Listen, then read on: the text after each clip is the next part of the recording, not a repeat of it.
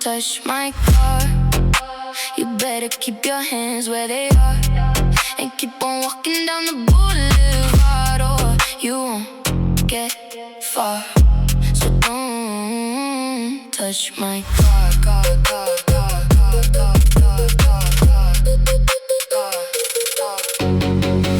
Oh, here you come again, taking what you want, oh, asking what I need, and God, it's never ending. You're like a kid on Christmas morning with the presents.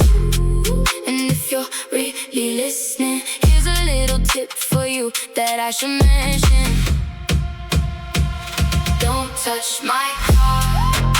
You better keep your hands where they are and keep on walking down the boulevard, or you won't get far.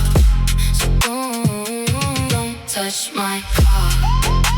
You better keep your hands where they are and keep on walking down the boulevard, or you won't get far.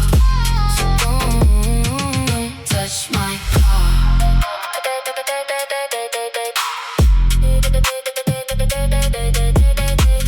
I've got a couple words for you, and it's all good if you just don't touch my